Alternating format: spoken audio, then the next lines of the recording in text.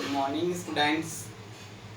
तो कल हमने 12th क्लास के मैथमेटिक्स के अंदर एग्जाम पैटर्न के बारे में अध्ययन किया था और साथ में ही अपने सिलेबस के बारे में अध्ययन किया था।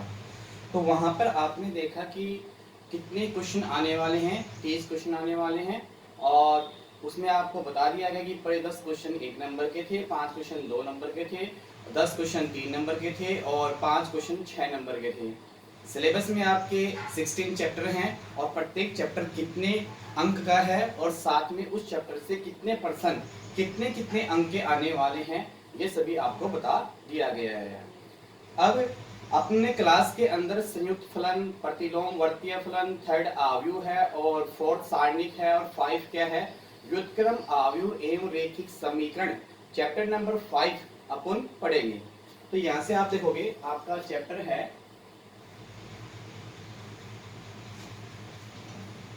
Inverse matrix and liner equation,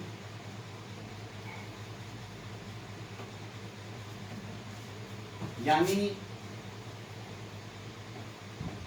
व्युत्क्रम, आव्यूह एवं रैखिक समीकरण।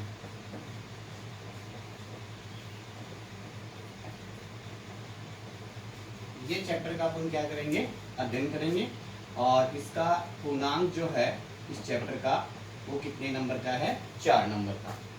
तो आपके पास चैप्टर है व्युत्क्रम, आव्यूह एवं रैखिक समीकरण। तो सबसे पहले अपन इसके अंदर पढ़ते हैं कि व्युत्क्रम आव्यूह क्या होता है। व्युत्क्रम आव्यूह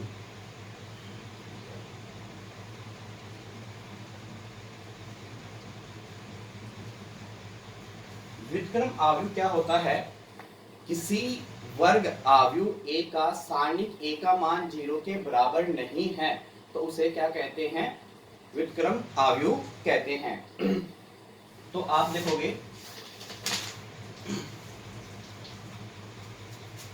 क्या डेफिनेशन जाएगी, यदि किसी वर्ग आव्यूह ए की सारणिक ए का मान 0 के बराबर नहीं है तो उस वर्ग आव्यूह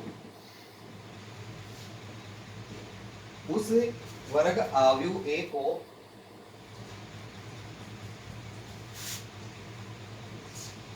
व्युत्क्रमणीय आव्यूह कहते हैं।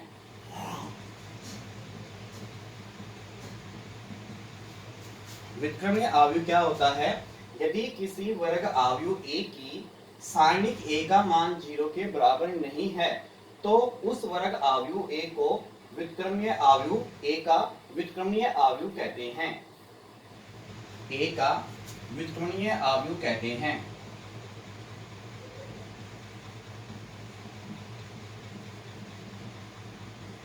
ए का व्युत्क्रमणीय आव्यूह कहते हैं। जैसे फॉर एग्जांपल के तौर पे आप देखोगे,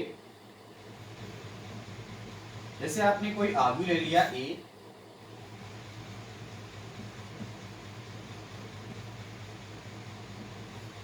ये आपके पास कोई आव्यूह है और एक वर्ग आव्यूह है। कैसे पता लगा, क्योंकि ये 2x2 का स्क्वायर मैट्रिक्स है जिसमें 2 पंक्तियां और 2 ही क्या इसमें स्तंभ है। तो हमारे पास यदि किसी वर्ग आव्यूह ए की सारणिक ए का मान 0 के बराबर नहीं है तो उस वर्ग आव्यूह को अपन क्या कहते हैं, व्युत्क्रमणीय आव्यूह कहते हैं। जैसे फॉर एग्जांपल के तौर पे आपने मैट्रिक्स ए लिया है 2 3 4 8, अपन इसकी सारणिक निकालेंगे तो इसकी सारणिक क्या होगी, 2 3 4 8। सारणिक हल करने के लिए अपन क्या करते हैं, अग्र विकर्ण के अवयवों को गुणा करके पिछले विकर्ण के अवयवों को क्या करते हैं, लेस करते हैं यानी घटाते हैं। तो गुणा करेंगे यहाँ पे 2 गुणा 8 माइनस 4 गुणा 3, कितना आ गया यहाँ से 16 माइनस 12 बराबर 4, डज नॉट इक्वल क्या है 0। 4 जो है वो 0 के बराबर नहीं है, इसलिए आव्यूह जो ए है वो क्या है, एक व्युत्क्रमणीय आव्यूह है। तो आप देखोगे यहाँ से व्युत्क्रमणीय अवयव क्या होता है, यदि किसी वर्ग अवयव ए की सारणिक ए का मान 0 के बराबर नहीं है उसे व्युत्क्रमणीय अवयव कहते हैं। आप इसको नोट कर सकते हैं और साथ में बोल देता हूं जिससे आप नोट कर ले। तो नोट कीजिए, लिखिए व्युत्क्रमणीय अवयव, हेडिंग है आपकी व्युत्क्रमणीय अवयव। अब इसमें लिखिए आप लोग, यदि किसी वर्ग अवयव की सारणिक का मान 0 के बराबर नहीं है, सारणिक आप जैसे लिखोगे सारणिक a does not equal to 0 है, तो उस वर्ग अवयव a को व्युत्क्रमणीय अवयव कहते हैं। नीचे एग्जांपल देके आपको समझाया गया है, 1 मिनट का समय आपको दिया जाता है, फटाफट आप इसको नोट कीजिए।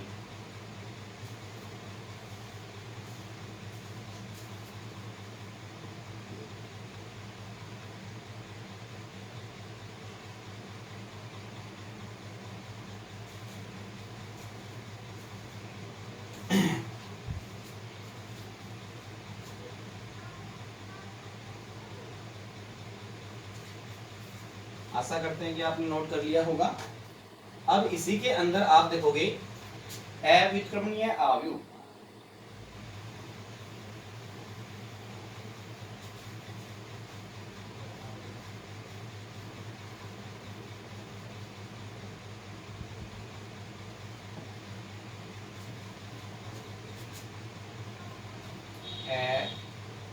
अव्युत्क्रमणीय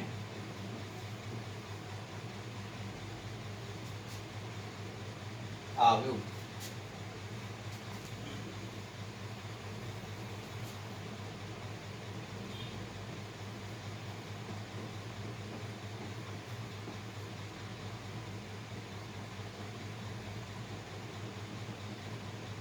अब हम पढ़ेंगे अव्युत्क्रमणीय अवयव।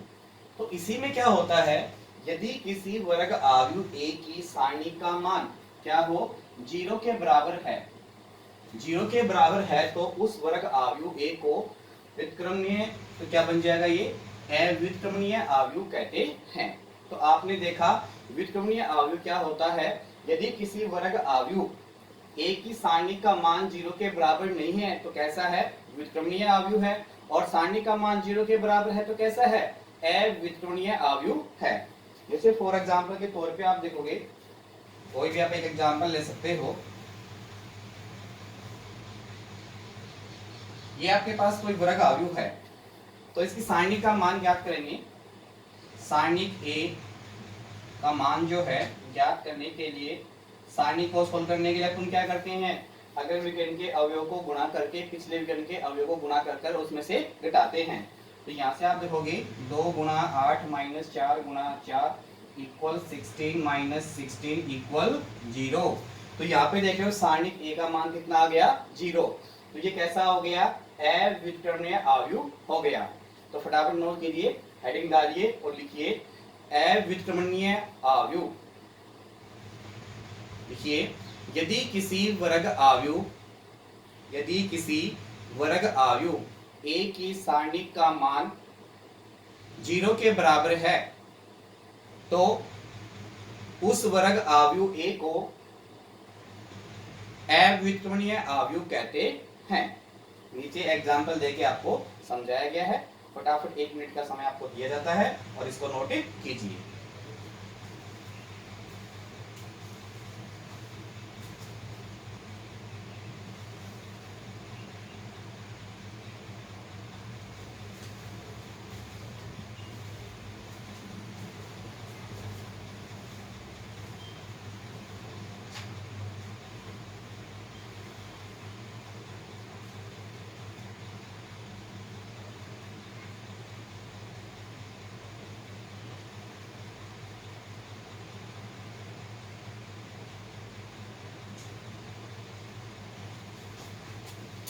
तो आपने नोट कर लिया होगा।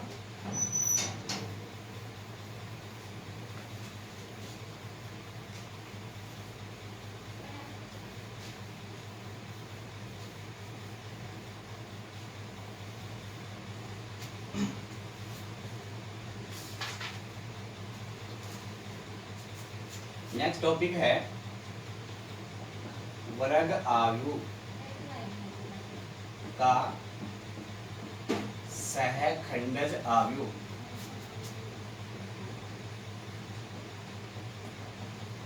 क्या टॉपिक है? वर्ग आयु का सहखंडज आयु, square matrix of a adjoint of matrix. तो adjoint of a square matrix को आप बोल सकते हो। तो आप देखोगे इसमें आप लिखोगे क्या होता है, यदि किसी वर्ग आयु ए को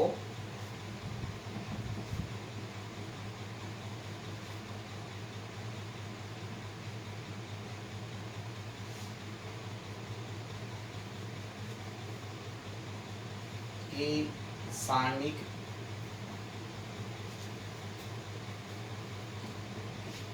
ए के अवयव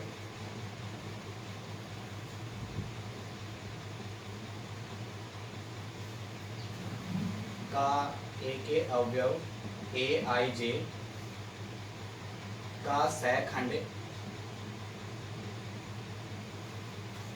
एफ आई जे हो तो वर्ग आयु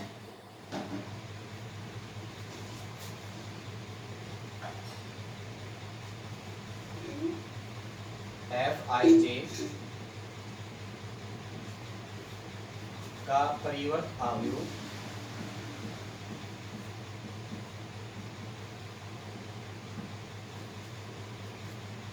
को ए का सहखंडज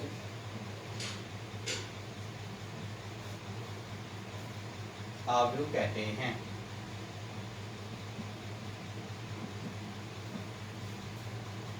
तथा इसे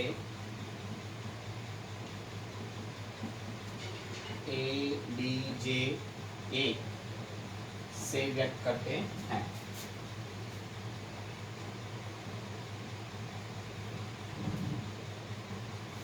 तो देखो आप यहां से आपके पास क्या है, वर्ग आयु का सहखंडज आयु।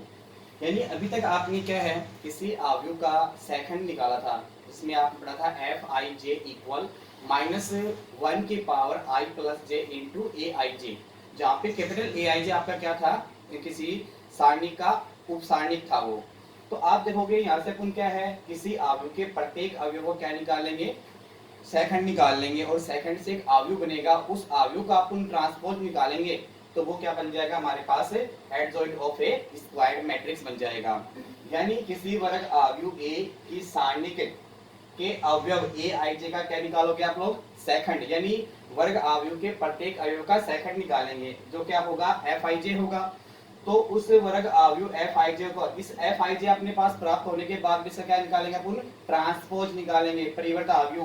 यानी परिवर्त आयु का मतलब ये है कि पंक्तियों को स्तंभ में बदलना और स्तंभ को पंक्तियों में बदलना। तो उससे क्या है, परिवर्त आयु ए का सहखंडज आयु कहते हैं, तथा इसे ए डी जे ए से व्यक्त करते हैं। तो नोट कर लो इसको, मैं बोल रहा हूं, टॉपिक है आपके पास वर्ग आयु का सहखंडज आयु। इसमें आप हेडिंग डाल के लिखिए, यदि किसी वर्ग आयु कैपिटल ए बराबर आयु के रूप में स्मॉल ए आई जे, जो कि m गुणा n प्रकार का है, a बराबर आयु के रूप में ए आई जे m गुणा n की सारणिक ए के अवयव ए आई जे का सहखंड कैपिटल एफ आई जे हो तो वर्ग आयु एफ आई जे का परिवर्त आयु को ए का सहखंडज आयु कहते हैं, तथा इसे ए डी जे ए से व्यक्त करते हैं। अब जैसे अपन क्या है, आप इसको नोट करना चाहो तो आप नोट कर सकते हो, 1 मिनट का समय आपको दिया जाता है।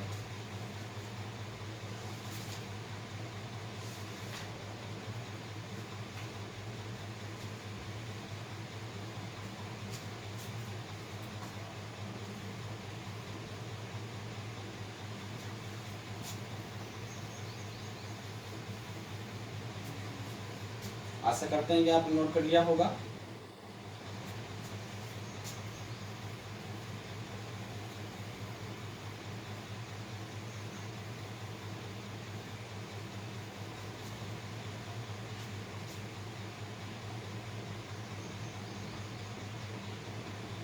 और एग्जाम्पल के तौर पर कोई अपन क्या करते हैं, एक स्क्वायर मैट्रिक्स लेते हैं।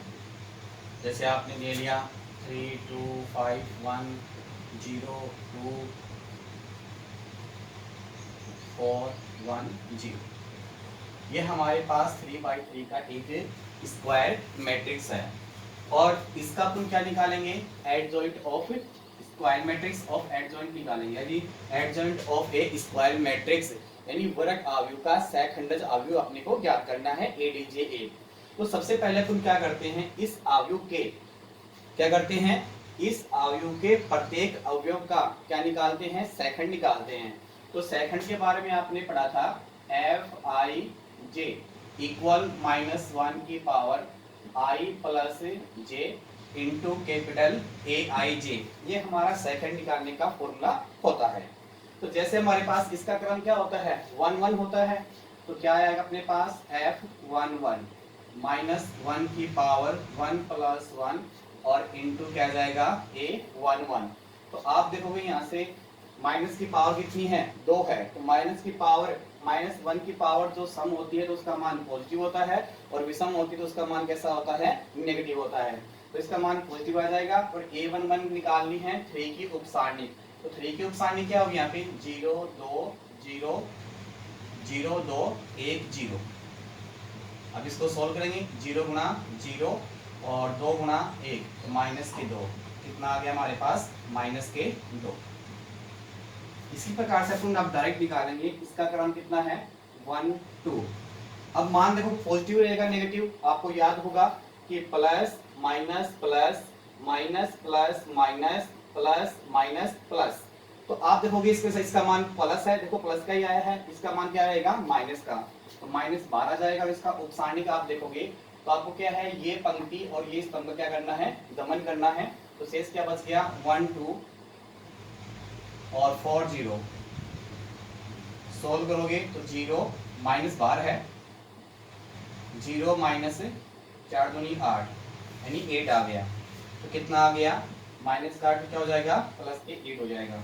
इसी प्रकार से आप F13 निकालोगे तो मान कैसा आएगा, पॉजिटिव। और इसका उपसारणिक क्या होगा, 5 का उपसारणिक 1 0 और 4 1। सोल्व करेंगे तो 1 - 0 इक्वल कितना आ गया 1। इसी प्रकार से आप देखोगे F21 क्या है, F21 तो क्या है, ये है। इसका उपसारणिक देखने के लिए अपने को ये पंक्ति और इस स्तंभ का क्या करना पड़ता है, गमन करना पड़ता है। तो क्या आएगा हमारे पास इसका उपसारणिक 2 5 1 0 और मान कैसा रहेगा, यहाँ पे मान कैसा आता है नेगेटिव माइनस। अब यहाँ से अपने पास 0 -5 और बाहर क्या चल रहा है, इसके माइनस चल रहा है। 0 -5 इक्वल कितना आ जाएगा, प्लस के 5। इसी प्रकार से आप F22 ज्ञात करेंगे तो मान कैसा रहेगा, माइनस प्लस प्लस का आ जाएगा। और इसका F22 का उपसारणिक जो है वो क्या होगा 3 5 4 0। कितना आ जाएगा 3 -0 3 × 0 0 -20 इक्वल माइनस के 20 आ जाएंगे। ठीक है, आपके पास F22 ज्ञात हो गया। अब आपको निकालना है F23।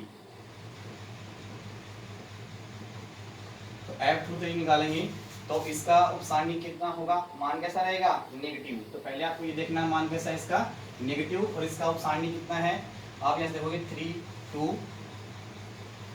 4 1। अब यहाँ से सोल्व करेंगे तो माइनस तो बाहर है, 3 × 1 3 -4 × 2 8। कितना बच गया, माइनस का 5 और माइनस के 5 को माइनस से इंटू करोगे तो क्या बन जाएगा, प्लस का 5। तो यहाँ से अपने पास F31 निकालना है। तो मान कैसा रहेगा, इसका पॉजिटिव रहेगा। तो F31 तो आप देखो इसका उपसारणिक कितना रहेगा 2 5 0 2। सॉल्यूशन करेंगे कितना आ जाएगा 4 माइनस 0 इक्वल 4। F32 ज्ञात करेंगे, मान कैसा रहेगा नेगेटिव, और इसका उपसारणी कितना रहेगा 3 5 और 1 2। सोल्व करेंगे, माइनस तो बाहर है और नीचे कर लेते हैं, माइनस बाहर 3 दूनी 6 माइनस 5, क्या बच गया माइनस का 1। इसी प्रकार से आप F33 ज्ञात करेंगे तो मान कैसा रहेगा पॉजिटिव, और इसका उपसारणी क्या होगा 3 2 और 1 0। सोल्व करेंगे तो 0 माइनस 2 इक्वल कितना आ गया माइनस का 2। इस प्रकार से दिए गए आयु के प्रत्येक अवयव का हमने सहखंड निकाल लिया, और इस सहखंड से ही हमारे पास क्या बनेगा सहखंडित आयु बनेगा। तो अपन को क्या करना है, परिभाषा आपने लिखा है किसी वर्ग आयु के अवयव का क्या निकालना अपने को सहखंड, और उस सहखंड से एक आयु प्राप्त होगा, उस आयु का अपन क्या निकालेंगे ट्रांसपोज निकालेंगे, तो वो क्या कहलाएगा सहखंडित आयु का परिवर्त आयु कहलाएगा। तो आप देखोगे यहाँ से अपने पास निकाल लिया है। अब अपन क्या करते हैं, पहले आप नोट कर लो, 1 मिनट का आपको समय दिया जाता है, और मैं रिपीट भी कर रहा हूँ साथ में, और आप यहाँ नोट कर लोगे। जैसे आपको एक वर्ग आयु दिया गया है, क्या है 3 2 5 1 0 2 4 1 0 3/3 का है, यानी 3 पंक्तियां और 3 इसमें क्या है स्तंभ हैं। तो यहाँ से आप देखोगे सेकंड निकालने का फॉर्मूला होता है -1 की power i plus j into aij। तो यहाँ से आप F11 निकालोगे तो -1 की पावर 2 हो गई, तो माइनस की पावर अगर सम होती है इवन होती है तो उसका मान पॉजिटिव होता है, और विषम होती है उसका मान कैसा होता है नेगेटिव होता है। और आपको शॉर्ट में भी याद होगा, जब अपन क्या करते हैं इसका चिन्ह के बारे में ज्ञान प्राप्त करते हैं तो क्या ऐसे plus minus plus minus plus minus plus minus plus, ये आपका क्रम होता है, या आप इन्हीं फॉर्मूले की सहायता से निकाल सकते हैं। आपको क्रम याद नहीं है तो कोई दिक्कत नहीं है।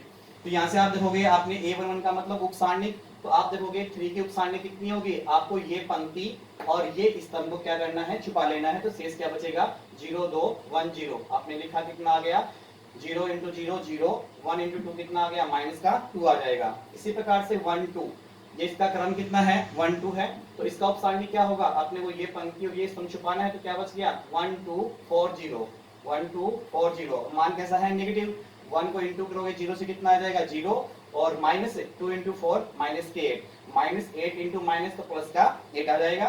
इसी प्रकार से 1 3 का मान पॉजिटिव रहेगा, 1 इंटू 1 1, 4 इंटू 0 0 इक्वल कितना आ जाएगा 1।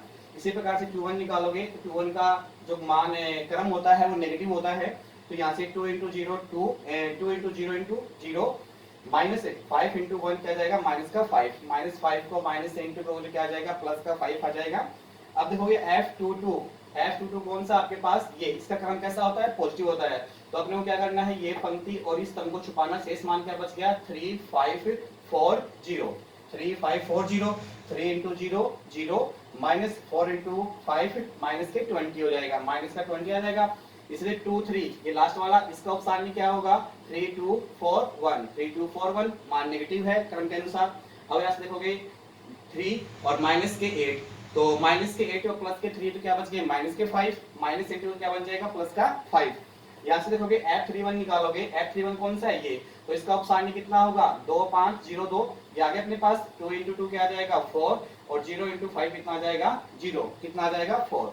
इसी प्रकार से 3 2 इसका क्रम कितना होगा नेगेटिव होगा, और इसका उपसारणी 3 5 1 2 3 5 1 2, तो माइनस तो बाहर रहेगा, 3 इंटू 2 6 माइनस 5 इंटू 1 तो माइनस का 5, तो इक्वल कितना आ गया हमारे पास माइनस का 1 आ गया।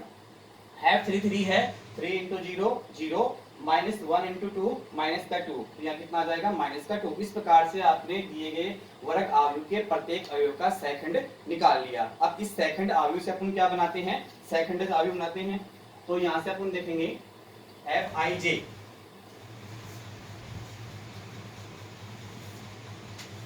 नोट कर लिया होगा आपने। अगर आप नोट नहीं कर पा रहे हैं तो आप क्या है जब वीडियो को देखते हैं तो वहां पे आप क्या है जो प्ले करते हैं वहां पे ही फ्यूज का बटन प्ले पे दोबारा क्लिक करेंगे तो फ्यूज हो जाएगा, यानी ये मैटर रुक जाएगा, और रुकने के बाद में आप आसानी से इसको क्या कर सकते हो नोट कर सकते हो। तो जहां आपको प्रॉब्लम आ रही है नोट करने के अंदर तो आप वहां पे क्या कर सकते हो उसको फ्यूज कर लोगे, और फ्यूज कर कर आप आसानी से नोट कर सकते हो। फ्यूज का मतलब रुक जाएगा वहां पे वो तो जहाँ पे प्ले है वहीं पे पीयूष है। एक बार क्लिक करोगे प्ले हो जाएगा, सेकंड बार क्लिक करोगे तो वो क्या हो जाएगा, पीयूष हो जाएगा। तो जहाँ पे आपको नोट करना है तो आप पीयूष करके वहां पर नोट उसको कर सकते हैं।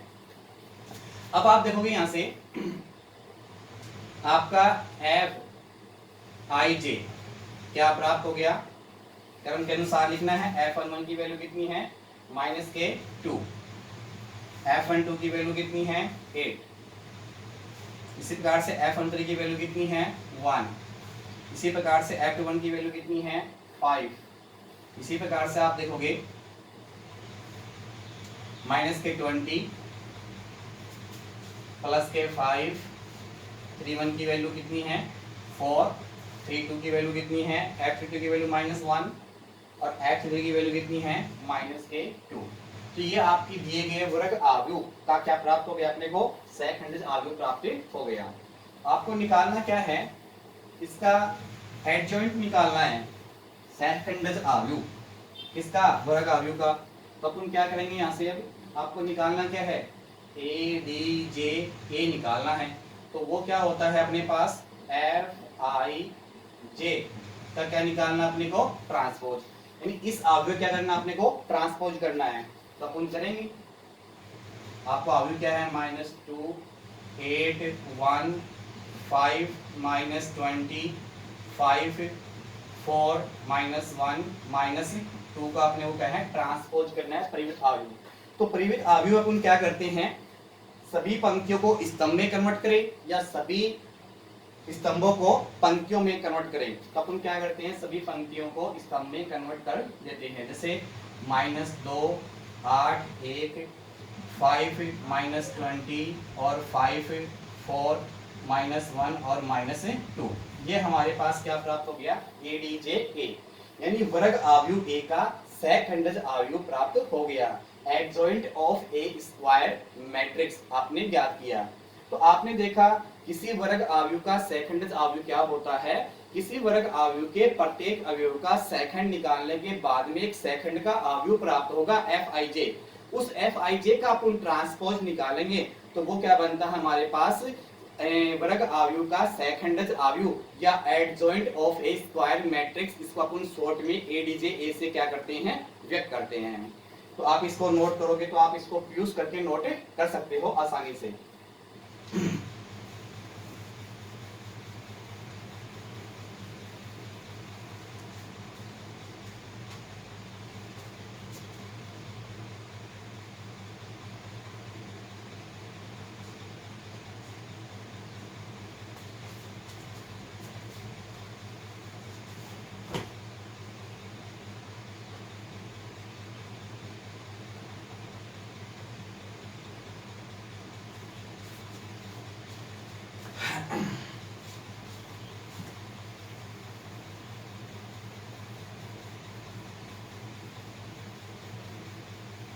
अब देखिए इसमें एक नोट है, यानी अपन क्या है, अगर द्वितीय क्रम का स्क्वायर मैट्रिक्स है, यानी 2x2 का स्क्वायर मैट्रिक्स, इसमें 2 पंक्तियां और 2 ही क्या है, स्तंभ है, तो उसका अपन सहखंड जो आव्यूह है वो आसानी से ज्ञात कर सकते हैं। जैसे कैसे, क्योंकि आप ऐसे इसका लिख लीजिए, नोट क्या भी लिखिए, द्वितीय क्रम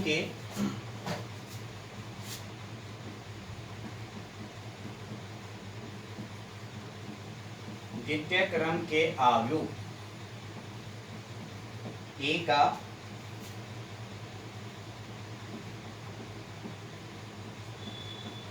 सहखंडज आव्यूह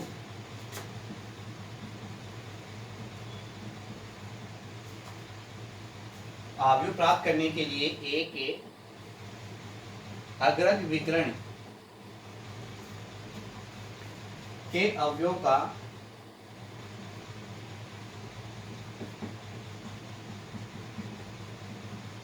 स्थान बदलकर परिवर्तन तथा पिछले विकर्ण के अवयव का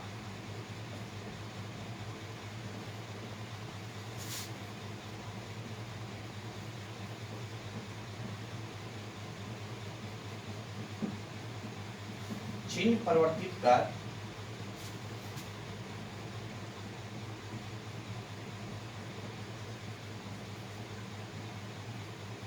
कर प्राप्त कर सकते हैं।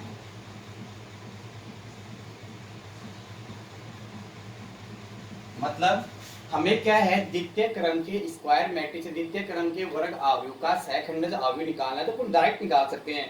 उसमें प्रत्येक अवयव का सहखंड निकालने की आवश्यकता नहीं पड़ेगी, केवल ये द्वितीय क्रम के अवयव पर ही लागू होता है।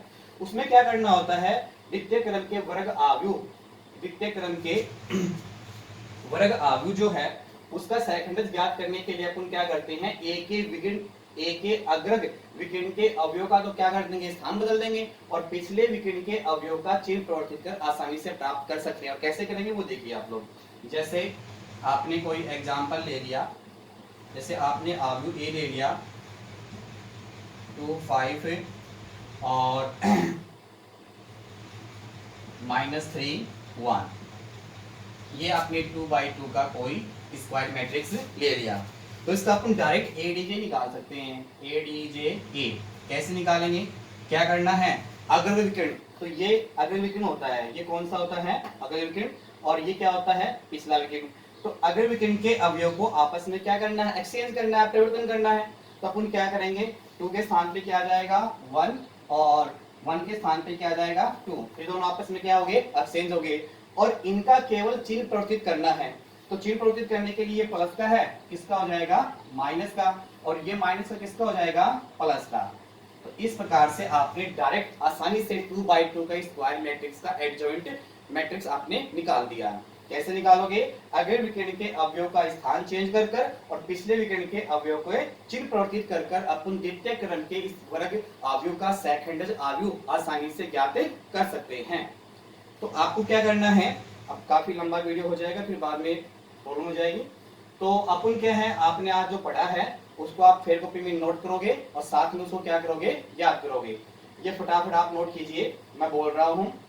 नोट है, द्वितीय क्रम के अवयव, द्वितीय क्रम के वर्ग अवयव ए के सहखंडज अवयव, ए के अग्र विकर्ण के अवयव का स्थान परिवर्तित कर या स्थान परिवर्तन तथा पिछले विकर्ण के अवयव का चिन्ह परिवर्तित कर प्राप्त किया जा सकता है। तो आशा करते हैं कि जितना पढ़ाया उतना आपको समझ में आया होगा। अगर किसी प्रकार की कोई भी समस्या है तो आप कॉल कर सकते हैं। और साथ में मैंने कल आपको ये कहा था कि आपको पिछले 4 चैप्टर रिवाइज करने हैं, तो आपने रिवाइज किए होंगे पर किसी को कोई प्रॉब्लम नहीं आई होगी। अगर कोई प्रॉब्लम आती है तो आप क्या है, कॉल कर सकते हैं। तो आप क्या है, जितना आज पढ़ाया गया है उतना आप लोग याद करोगे और साथ में इनको फेयर कॉपी में होमवर्क के रूप में नोट करोगे। Thank you.